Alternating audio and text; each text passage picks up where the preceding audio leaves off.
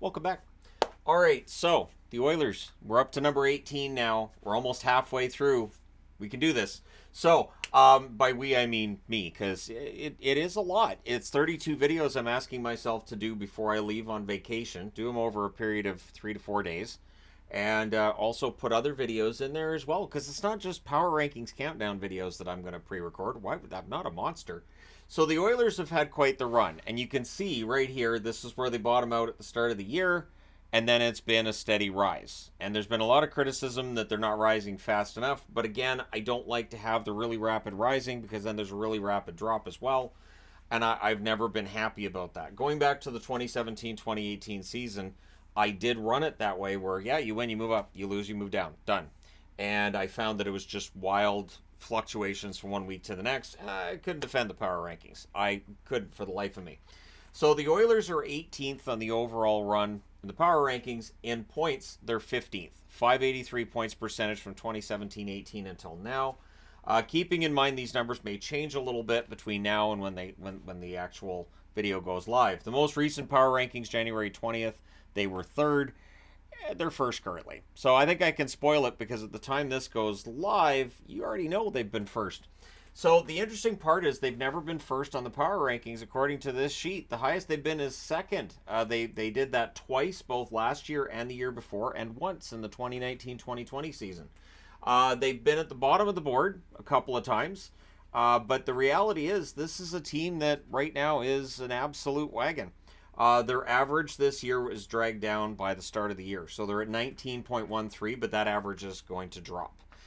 Their best season average-wise, 10.15. That was last year.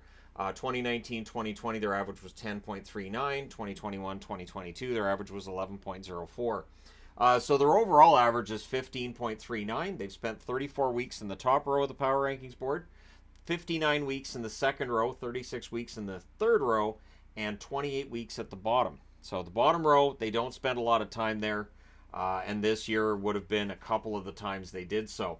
So their top scorer over this period of time, it will be of a surprise to no one that it's Connor McDavid. 484 games played, 276 goals, 489 assists, 765 points. So I've watched almost 500 games of Connor McDavid's since I started doing power rankings, which meant I was watching every game. The top goalie for wins, Koskinen. I forgot about Mikko Koskinen. 83, 59, and 13 record, 907 save percentage. Koskinen was fine. Their last playoff appearance, of course, was this year. Well, last year, 2023. You guys know, like last season, so they're going to make it again this year. Spoiler alert and all that. And in terms of what this team needs, it's not much. This team just needs a Stanley Cup. So with a lot of the other teams, I can stand here and I can go on about how they need a goalie.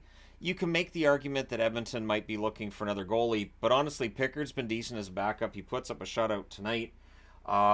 They've had good goaltending from Skinner, which is kind of an understatement over this 15-game winning streak. There's some concern about whether or not they're peaking too soon because they're going to lose games before the season's over, but this is a really strong team.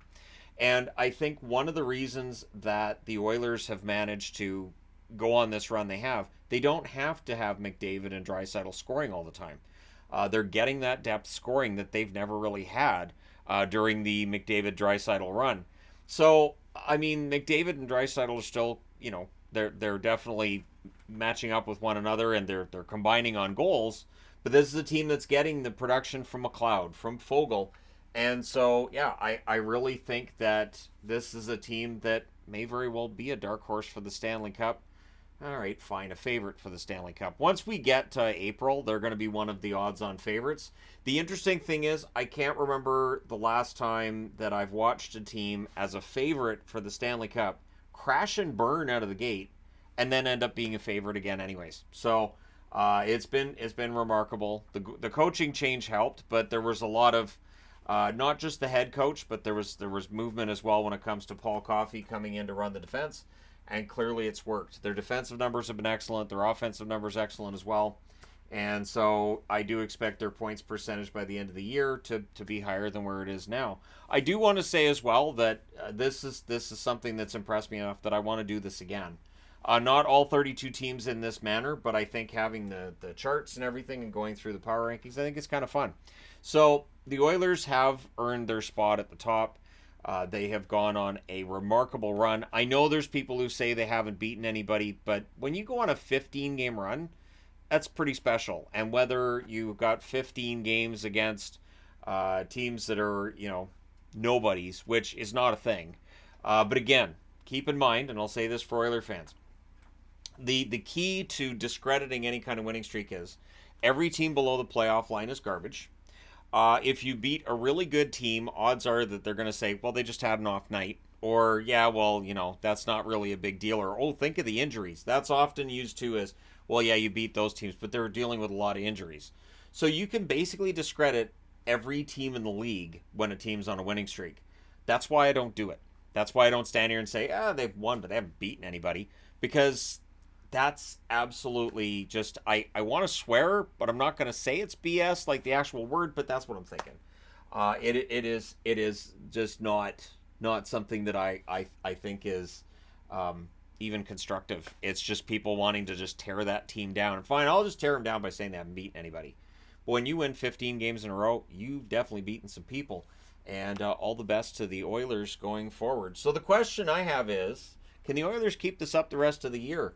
When I look at this chart at the end of the year, is it just going to be the Oilers right at the top? Or are we going to see a bit of a dip at some point? Or what's going to happen with them coming out of the All-Star break? And what do they need? Like, I would figure, depth on the blue line. Every team looks for depth on the blue line. Probably some depth up front, too. But I don't think they need much. Let me know your thoughts. Hit like and subscribe in the event that you have not done so already. And hey, thank you guys so much for all your support. I will talk to you again soon.